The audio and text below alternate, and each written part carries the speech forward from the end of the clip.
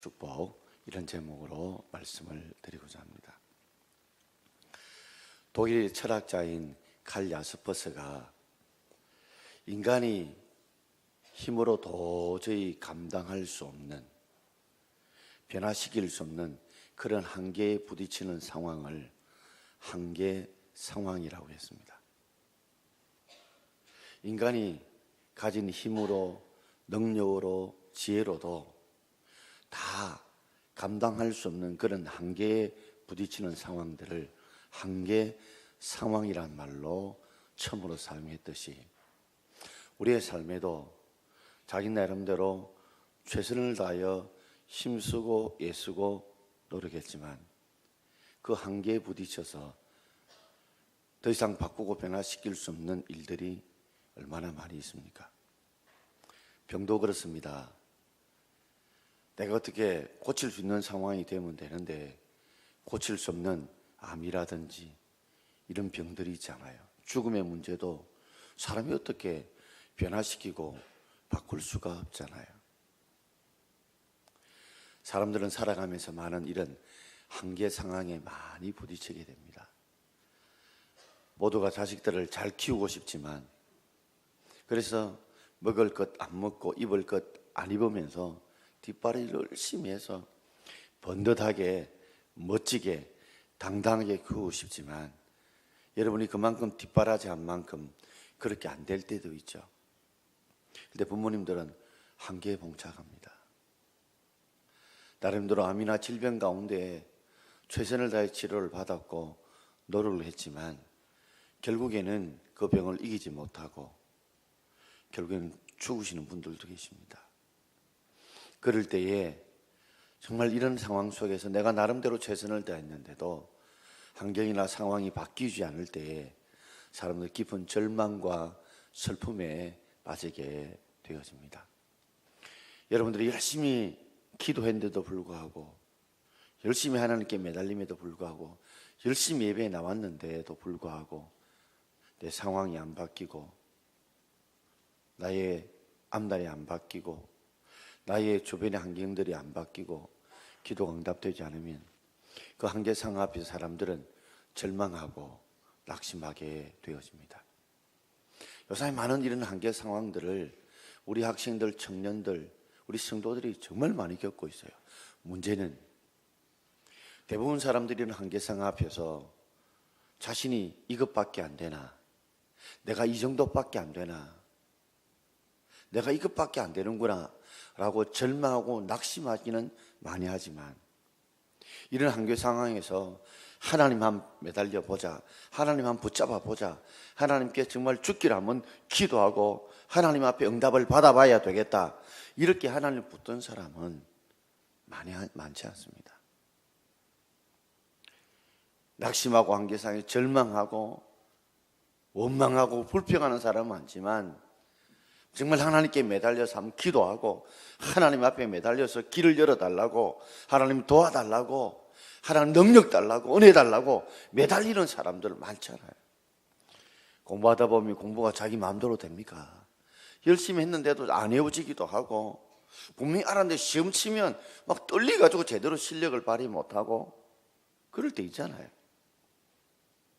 나는 이것밖에 안 되는가 봐, 나름대로 열심히 해도 이것밖에 안 되는가 봐. 그러면 나는 부족해도 하나님 붙들고 하나님 도우면, 하나님이 능력과 은혜와 담대함 주시면 할 수 있을 거야 하고 매달리고 붙들어야 되는데, 요사이 학생들과 청년들과 젊은 성도들과 어쩌면 어르신들 중에서도 이렇게 하나님 앞에 한계 상황 앞에서 열등감을 느끼고 절망을 느낌에도 정말 죽기 살기로 매달리며 기도하는 사람들은 정말 많지 않은 세상 가운데 살아갑니다. 어쩌면 다른 인간적인 수단과 방법을 통해서 그 문제를 막 풀려버리고 백방으로 노래하면서 정말 하나님이 살아계신다는 걸 확신하지 못하니까, 본인이 확실히 믿지 못하니까, 본인이 그런 기도의 체험이 없으니까, 어쩌면 부모가 그런 체험을 하지 못했으니까 그걸 자식들에게 물려주지 못한다는 거예요.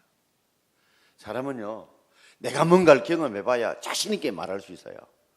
내가 뭔가 체험해봐야 이래 해봐라 그러면 되더라 이렇게 말을 해줄 수 있는데, 내가 확실하게 체험 못하면 남에게도 자신 있게 확실하게 대답해 주지 못하는 것과 다를 바 없습니다.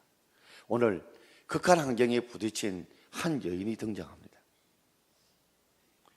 정말 말할 수 없는 인생의 밑바닥 앞에 쓰러질 수밖에 없는, 낙심할 수밖에 없는, 절망할 수밖에 없는 한 여인이 등장해요.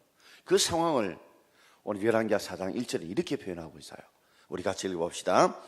선지자의 제자들의 아내 중에 한 여인이 엘리사에게 부르짖어 이르되 당신의 종 나의 남편이 이미 죽었는데 당신의 종이 여호와를 경외한 줄은 당신이 아시는 바니이다. 이제 빚준 사람이 와서 나의 두 아이를 데려가 그의 종을 삼고자 하나이다 하니 그랬습니다. 선지자의 제자들 중에 아내. 지금 같으면 선지학교, 신학교죠. 신학교의 제자들, 신학생일 수도 있고요. 어쩌면 세월이 흘러가면 지금 전도사님이 이제는 강도사가 될 수 있고 또 목사가 될 수도 있어요. 전도사님인지 강도사님인지 목사인지는 모르지만 그 선지자의 제자들 중에 아내 중에 한 여인이 등장하는데 그가 엘리사 선지자에게 부르짖어 말합니다. 부르짖을 수밖에 없어요.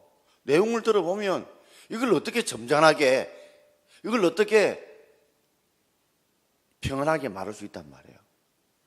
울면서 부르짖어 말할 수밖에 없는 상황이. 한번 보세요. 당신의 종 나의 남편이 이미 죽었다는 거예요. 남편 믿고 험한 사역의 길에 순종하며 따라왔습니다. 그런데 남편이 죽어버렸어요. 이미 죽었다는 걸 볼 때 제법 시간이 흘렀다는 것을 알게 됩니다. 지금은 여자들이 해야 될 일들도 많이지만 당시에는 여자들이 할 일이 별로 없었어요. 주로 노동을 해야 되는 일들이다 보니, 농사나 목축이다 보니 주로 남자들이 일을 많이 하지 여자들은 힘에 좀 부딪히잖아요. 자, 그런데다가 더더욱더 아이러니한 것은 당신의 종이 여호와를 경외하는 줄 알지 않습니까? 아니, 남편이 하나님을 잘 경외, 순종하지 않았다면 또 이해가 되는데 하나님을 정말 경외, 하나님을 공경하고 두려워하는 마음으로 순종했던 하나님의 종입니다. 하나님을 잘 믿고 붙들었던 종입니다. 충성했던 종입니다. 그런데 이런 종이 하나님께 이런 종이라면 더 오래 살도록, 더 건강하게, 더 하나님 일을 잘하도록, 더 충성하도록 그렇게 만들어줘야 되는 것 아닙니까? 그런데도 불구하고 이렇게 당신의 종이 하나님을 경외하고 순종하는데 일찍 죽어버렸어요. 그런데다가 그게 또 짐을 얹습니다. 무슨 짐을 얹어요? 이제 빚준 사람.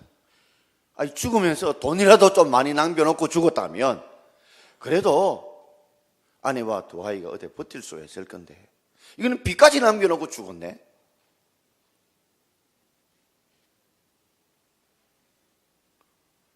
그런데다가 이제는 어떤 상황까지 몰렸느냐, 어떤 한계 상황까지 몰렸느냐, 이제 빚준 사람이 와서 나의 두 아이를 데려가 그의 종을 삼고자 하는. 자, 남편 죽은 것도, 일찍 죽은 것도 서러운데, 빚이 많이 진 것도 서러운데, 그동안에 내가 오직 바라보고 의지하고 내가 삶의 희망이 되었던, 용기가 되었던 나의 두 아이, 이 아이라는 말편을 보면 아이들이 별로 나이가 많이 먹지 않았다는 거예요. 어린 두 아들이 지금 종으로 팔려가게 되었어요. 당시에는 우리 같은 빚을 낼 때는 뭐 담보가 있어야 되는데 당시에 이렇게 가난한 사람 담보가 없으니까 몸이 담보예요. 몸이 담보니까 내가 빚을 못 받으면 이 내 몸을 가지고 너무 집에 종살이해서 이 노동력으로 빚을 대신 갚아야 되거든요.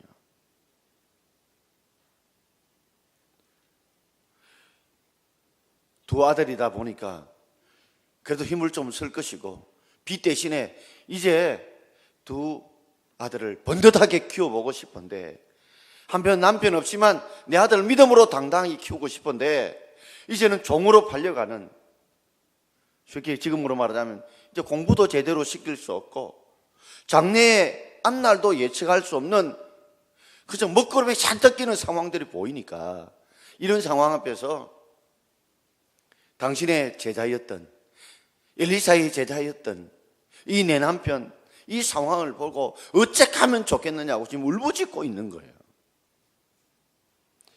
여러분, 이런 한계 상황에 처해 있을 때에 여러분 같으면 어떻게 하시겠습니까? 아마 속에서 분노가 일지 않겠어요? 그 사모님 마음에 분노가 있지 않겠어요? 아니, 하나님이 일을 하는 사람이고 주를 위해 선실하고 경외하며 충성하고 순종하는 사람인데다가 왜 일찍 데려갑니까?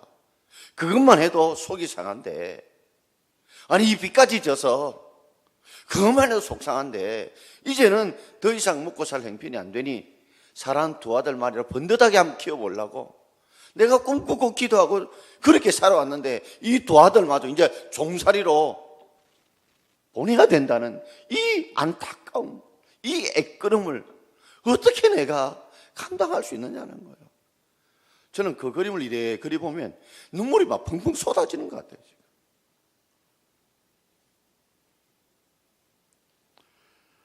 오늘 이런 상황 속에서 어떻게 하나님께서 벼랑 끝에 만난 축복, 은혜를 베푸는지 우리 세 가지로 한번 생각해 보려고 합니다. 첫 번째, 내 집에 무엇이 있느냐라고 엘리야 선지자가 물어요. 오늘 2절 말씀을 함께 읽어보겠습니다. 엘리사가 그에게 이르되 내가 너를 위하여 어떻게 하랴? 내 집에 무엇이 있는지 내게 말하라. 그가 이르되 계집 종의 집에 기름 한 그릇 외에는 아무것도 없나이다. 엘리사가 묻습니다. 내가 너를 위해 어떻게 하면 좋겠느냐? 엘리사도 넉넉하지 않는 거예요. 뭔가 자기가 돈이 많으면 탁 돈을 줘서 빚도 딱 갚고 그렇게 해주면 좋은데, 자신도 지금 가진 것이 넉넉하지 않으니까 내가 어떻게 하면 되겠느냐? 그러면서 하나님이 그 마음에 감동을 주었던 것 같아요. 그렇게 말합니다. 내 집에 무엇이 있는지 내게 말하라. 내 집에 무엇이 있는지 말하라. 지금 빚을 갚지 못해가지고 사랑하는 두 아들도 종으로 보내야 되는 그런 처지인데, 네 집에 무엇이 있느냐? 한번 구해봐라 라고 이야기할 때에, 그때 그가 이르되 계집 종의 집에 한 그릇 외에는 아무것도 없나이다. 계집종의 집에 기름 한 그릇 외에는 아무것도 없나이다.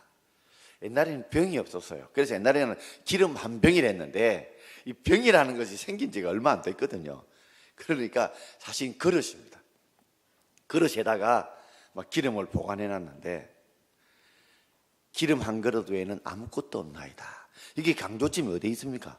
아무것도 없다는 데 있어요. 아무것도 없다는 데 있어요.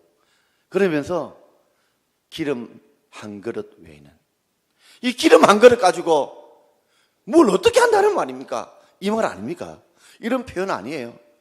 이 기름 꼴랑 한 그릇 가지고 무엇을 어떻게 할 수 있다는 말이냐, 그런 원망 섞인 말은 아닙니까? 그래서 강조점 어디 있는 거예요? 아무것도 없다는 거예요. 우리 같은 데는 밑바닥에 벼랑 끝에 있으면 다 머릿속에는 뭐요? 내가 아무것도 없다는 생각이 얼마나 가득하게 우리를 짓누릅니까? 그럴 때 엘리야 선지자는 이 여인에게 내게 무엇이 있는지 한번 생각해봐라, 말해봐라. 기름 한 그릇, 이것과 무엇을 어떻게 바꾼다는 말입니까? 이것과 무엇을 어떻게 변화시킬 수 있다는 말입니까? 이것 가지고 무슨 빚을 갖고 우리가 살 수 있단 말입니까? 그런 말 아니에요. 그런데 하나님은 우리에게 없는 것 가지고 역사하지 않으시고, 우리가 정말 미미하고 보잘것없어도 그런 걸 통해서 하나님 일을 하시는 줄 믿습니다. 오늘 우리가 고난과 역경이 올 때 내게 있는 것이 무엇인가를 우리가 생각해야 돼요. 생각하려고 하면 아무것도 없다는 쪽으로 자꾸만 우리의 생각과 우리의 모든 것이 거기에 기울어져요. 그럼에도 불구하고 여러분들은 기름 한 병을 생각해야 돼요. 내가 아무것도 없다. 천만에요. 지금 내게 있는 것이 무엇인가를 생각해야 돼요. 하나님께서 오병이어의 기적을 일으키실 때에 너희들이 먹을 것을 주라 했어요. 떡 먹고 배부른 사람 몇 명이요? 5천 명이요. 20세 이상의 장년들만 5천 명 같으면 아이들 여자까지 다 합치면 한 2만 명쯤 된다고 봐요. 적어도 1만 명, 1만 5천 명은 될 거예요. 여러분 1만 명, 1만 5천 명에 자 1,000원씩만 해도 얼마예요? 1만 명 잡아오면 1만, 10만, 100만, 1,000만. 아니, 빈들에서 무슨 어떻게 1,000만 원 구한단 말이에요. 그리고 1,000명의 양식을 어떻게 구한단 말이에요. 그때 예수님께서 그들에게 물려고 하셨어요.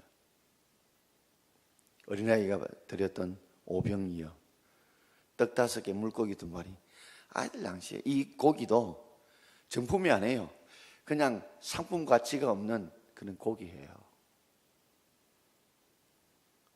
어린아이가 내어놓은 오병이어를 통해서 내게 무엇이 있느냐? 이것뿐입니다. 이걸 통해 하나님이 축복하심으로 5천 명이 먹이고 12광주를 남긴 줄 믿습니다. 이 5천 명은 당시에 숫자를 헤아릴 때 남자만 헤아렸고요, 20세 이상의 사람들만 헤아렸어요. 그래서 우리는 적어도 15,000에서 2만 정도를 보는 거예요. 아 하나 먹을 거 가지고 10,000명 이상, 15,000명, 2만 명이 먹었다는 거예요. 하나님 오늘도 우리가 가진 걸 통해서 일하실 줄 믿습니다. 7병이어를 통해서 4,000명을 먹이고 7광주를 남게 하셨어요. 하나님 오늘도 지극히 작은 이것과 내가 뭘 하겠습니까? 아무 것이 없는 것과 똑같습니다. 싶지만 그것 가지고 하나님은 내가 드릴 때, 내가 헌신할 때, 내가 충성할 때, 내가 바칠 때에 그걸 통해서 하나님 나를 크게 복을 주심으로 하나님이 역사하는 줄 믿습니다. 여러분, 오늘 우리가 여러 가지 힘들고 어려운 환경에 있다면 한번 깊이 생각해 보십시오. 내가 가진 것이 무엇인가? 생각해보면 아무것도 없다는 생각만 나올 거예요. 그럼에도 불구하고 내가 가지고 있는 것이 무엇인가를 한번 생각해 봐요. 내가 무엇을 할 수 있는가를 한번 생각해 봐요. 하나님은 그걸 주님 앞에 드릴 때에 하나님 그걸 통해서 놀라운 일을 이룰 줄 믿습니다. 모세가 가진 게 무엇이 있어요? 지팡이밖에 없어요. 널그리가 짚는 지팡이밖에 없어요. 여든에 그저 힘을 의지하시는 지팡이, 그걸 통해서 하나님이 반석에서 물을 내시고 그걸 통해서 하나님께서 홍해를 갈라서 길을 내십니다. 내가 뭘 가지느냐 대단한 그게 중요한 게 아니에요.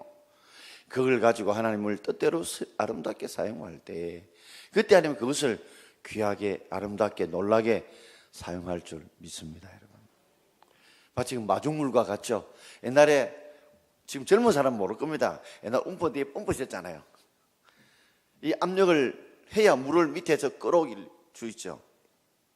마치 뭐와 같으냐면요, 여러분 우리가 빨대에다가 이렇게 빨아보면 그 중간에 빨대에다가 구멍을 몇 개나 보시죠. 물이 안 빨립니다. 압력이 세서. 마찬가지로 펌프에다가 물을 딱 부어야 압력이 채워져서 그 힘을 통해서 뭐요? 물을 끌어오는 걸 마중물이래요. 마중이 뭐요? 밖에 있는 사람을 모시고 오는 거죠. 그죠? 밖에 있는 사람 안으로 모시고 들어오는 것이 마중이죠. 마중물이 뭐요? 이 물을 통해서 저 우물 아래 있는 물을 뭐요? 우물 밖으로 끄집어오도록 마중하도록 만드는 물이라서 마중물이라는 겁니다. 오늘 하나님은 우리 인생에 내가 무엇을 가지고 있느냐, 정말 미미하고 부족해도 그걸 마중물로 사용하셔서 우물 안에 있는 많은 물들을 길어 올 수 있도록 하나님 역사해 주실 줄 믿습니다. 오늘 한번 생각해 봐요. 내가 뭘 가지고 있느냐. 이거 가지고 뭘 하겠냐 싶어도 그것 쫓아 내어놓고 하나님 앞에 드려보십시오. 그럼 하나님 그걸 통해서 놀라운 일을 이루어 가실 줄 믿습니다. 두 번째는 빈 그릇을 빌리라고 그랬어요. 오늘 3절과 4절을 함께 읽겠습니다. 이르되 너는 밖에 나가서 모든 이웃의 그릇을 빌리라.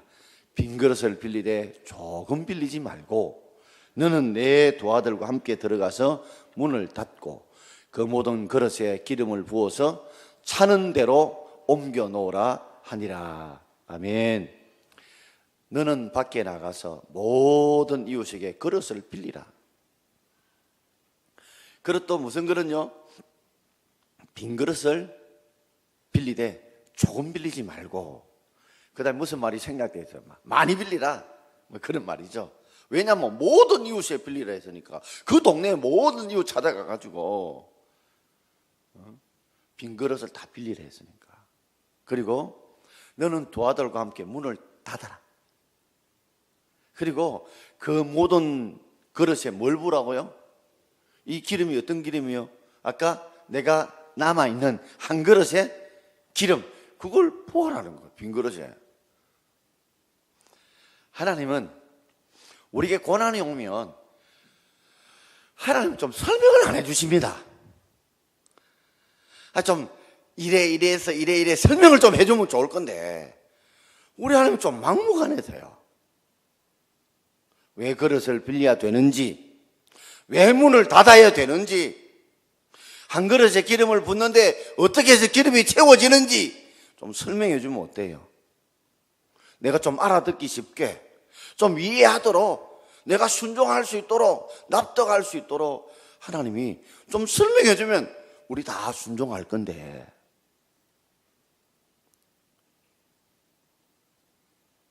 하나도 설명 안 해줘요. 어떤 데 그런 하나님이 좀 미울 때가 있습니다. 내가 지금 기도하는데 하나님이 응답 안 해주면, 그래 얼마까지 기도하면 언제 내가 들어줄게 뭐 해주면 어때? 그러면 내가 좀 참고 열심히 끝까지 기도할 낀데, 지금 결혼이 안 되면 그래 2년 반 딱 기다리라, 열심히 기도하면 내가 장가 보내줄게, 시집 보내줄게. 우리 빡시 열심히 할 것 아닙니까?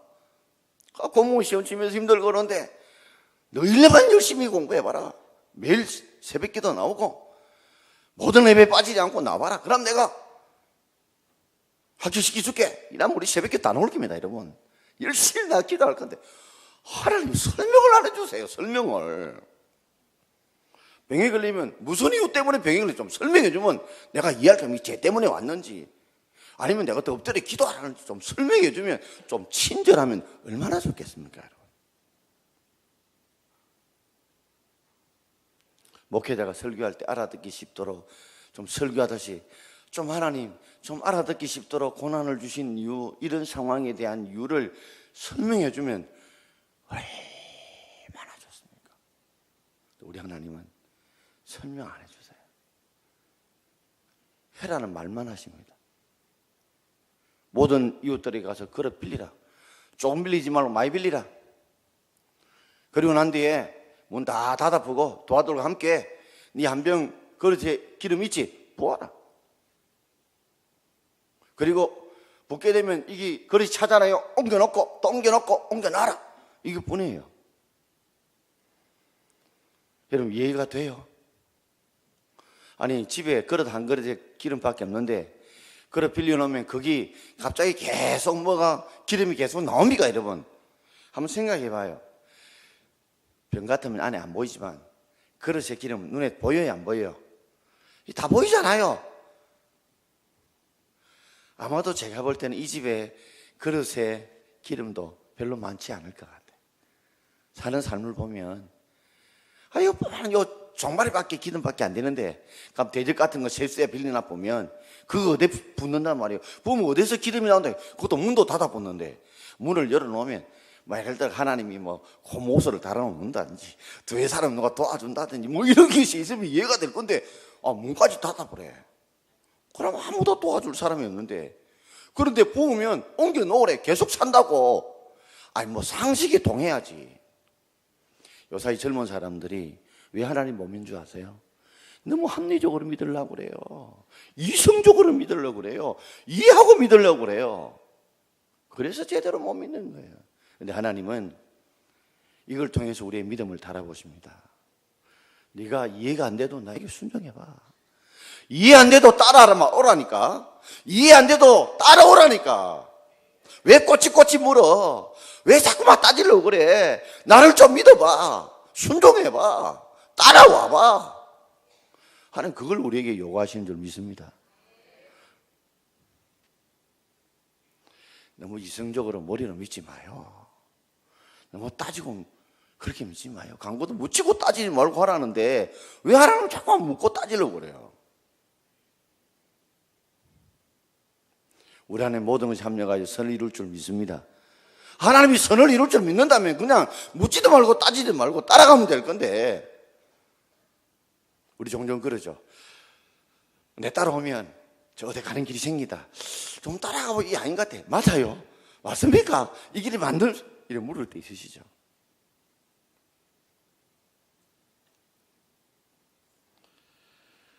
오늘 5절에 보면 이렇게 말합니다. 5절 전반절을 한번 읽어보겠습니다. 여인이 물러가서 그의 도화들과 함께 문을 닫은 후에 그 여인이 물러가서 뭘 어땠다는 내용이 완전히 생략되어 있습니다. 물러갔다. 그 말은 엘리사의 말을 듣고 밖으로 나갔다는 말이에요. 밖으로 나가서 무슨 말을 했다는 내용이 안 나와요. 나와요, 안 나와요?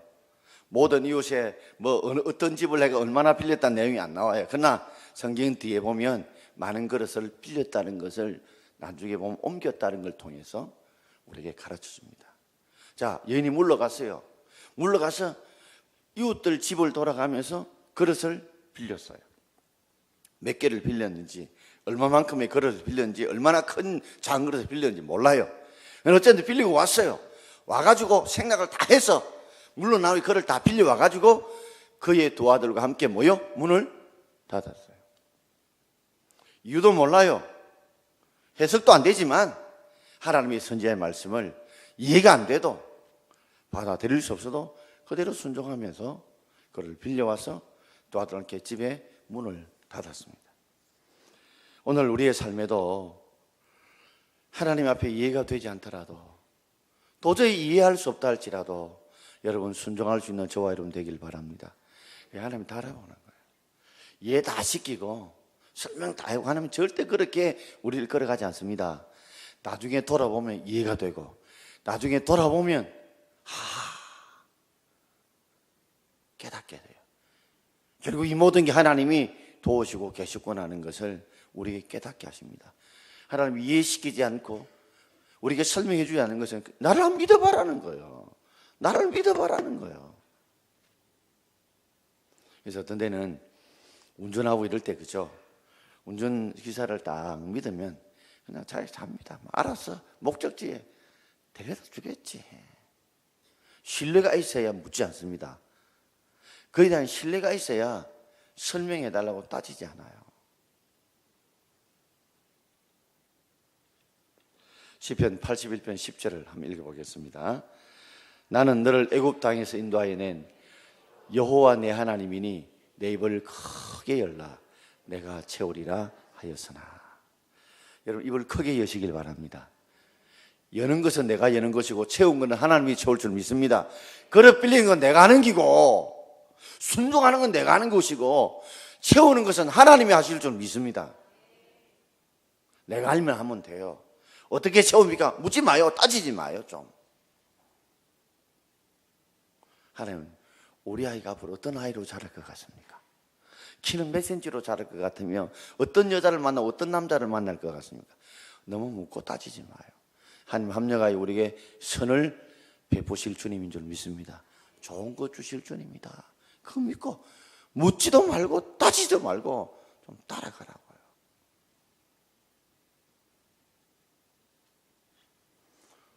지금 당장은 뭔가 꼬인 것 같고 안 되는 것 같고 잘못된 것 같지만요, 잘 나가는 그게 잘못될 때가 훨씬 더 많습니다. 여러분, 지금 브레이크 밟히고 힘들고 그런 그것이 돌아보면 오히려 그것이 잘 될 때가 있어요. 저도 돌아보면 잘 나갈 때보다도 힘들고 어렵고 병들고 지칠 때가 훨씬 하나님 주신 은혜가 더 컸어요. 돌아보면 그것이 올바른 길이었어요. 6절 읽어보겠습니다. 6절입니다. 그릇이 다 찬지라 여인의 아들에게 이르되 또 그릇을 내게로 가져오라. 아들이 이르되 다른 그릇이 없나이다 하니 기름이 곧 그쳤더라. 할렐루야. 자기들도 놀랐을 거예요. 왜냐하면 그릇이 다 보이는데 계속 부었는데도 불구하고 어디서 자꾸만 기름이 나오는 거야. 마치 옹달샘이 물을 받는데 계속 나오듯이. 얼마나 그 아이들도 놀랐겠습니까? 여인도 이상하다, 부었는데 없어졌는데 계속 기름이 흘러나오니까 이게 뭐야 하면서 아마 놀랐을 거예요. 옮겨놨는데 이제 기름이 계속 흘러나오는데 그릇이 끝입니다 하니까 기름이 곧 그쳤더라. 또 그쳐버렸어요. 한 개 빌렸으면 한 개 그릇만 채워주실 것이고, 2개 빌리면 2개만 채워주실 것이고, 10개 빌리면 10개가 채워주실 거고, 100개 빌리면 100개가 채워주실 줄 믿습니다. 여러분이 빌린 만큼, 여러분이 그 하나님의 능력을 모든 이웃에 가서 빌리랬는데, 그렇겠죠. 사람들이 물어가면 그래서 왜 빌려가려고 하는데, 뭐 때문에 빌려가려고 하는데, 자꾸만 물으니까 더 귀찮으니까 아이고 차 아프라마. 여러분 그렇게 하지 마소. 모든 이웃에게 빌리라면 그저 하나님 말씀을 글자 그대로 액면 그대로 순종할 수 있기를 바랍니다. 그게 바로 여러분이 복받는 크기예요. 여러분들의 믿음의 크기가 여러분의 복받는 크기란 말이에요. 종발이 크기는 종발이 믿음마다, 대접은 대접만큼, 세수는 세수대만큼, 다라이는 다라이만큼 받는 거예요.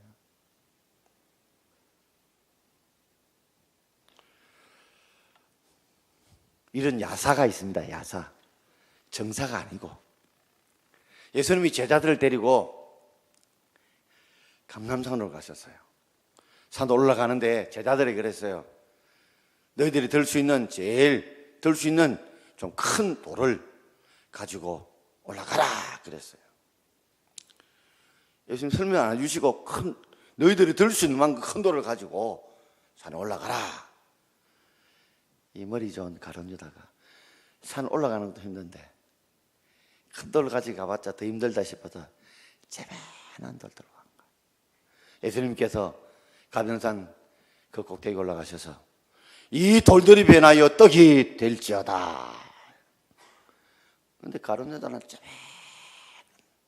떡밖에 보기에 배가 안 불러.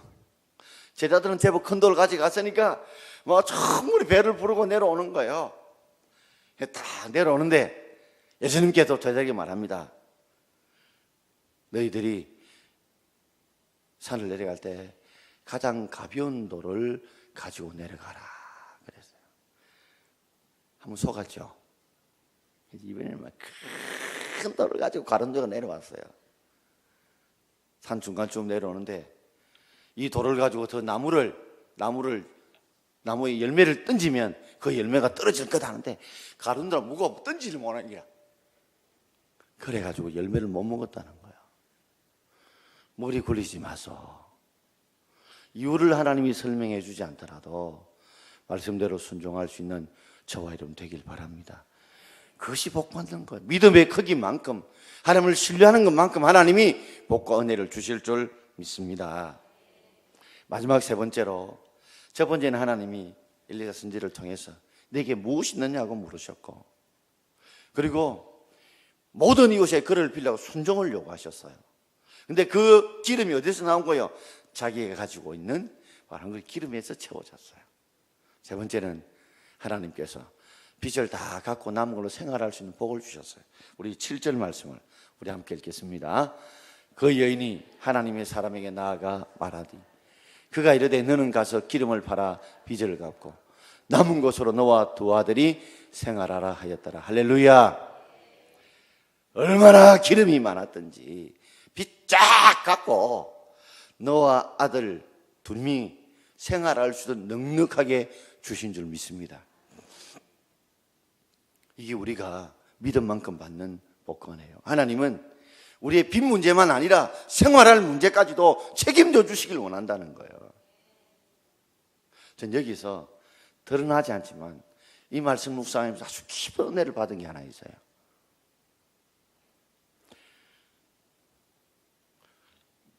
이 엄마를 통해서 두 아들은 그동안에 하나님을 엄청 원망하는 마음이 그 속에 있었을 겁니다. 우리 아버지 하나님을 경외하는 사람이어서 정말 순종하는 사람이어서 그런데 뭐 어쨌다는 거야. 일찍 죽어버리고 하나님 데려가 버리고 빚더미 앉혀놓고 우리 종으로 팔려놓고 그게 진짜 하나님이야? 그분이 진짜 하나님이냐고? 그분이 정말 살아계시냐고? 한번 생각해 보십시오. 두 아들 마음속에는 하나님을 향한 불신, 원망, 불평이 가득 찼을 거예요. 그런데 문을 딱 닫고 분명히 조금밖에 없는 병에 이 한 그릇에 기름을 부으면서 채우신 하나님을 보신 거예요. 역사하신 하나님을 본 거예요. 저는 빚을 다 갚고 생활비까지 얻었다는 이게 보다도 더 큰 은혜는 이 두 아들의 마음에 상처가 치유된 줄 믿습니다. 하나님이 살아계시구나. 복을 주시려고 하구나. 하나님이 기쁜 뜻이셨구나. 그래서 그 마음에 치유된 그 효과가 어쨌든 생활비보다 더 큰 효과라고 저는 생각이 되어져요. 그 하나님, 우리 아버지 일찍 데려가시고 빚더미 안고 우리 종으로 팔리게 했던 그 하나님, 우리 믿지 말자. 뭐 그게 무슨 좋은 하나님이냐. 그 얼마나 상처가. 문을 닫았고 엄마하고 아들 둘이 밖에 없는데 그릇은 빌렸는데 계속 채워주신 하나님 살아계시구나. 살아계시구나.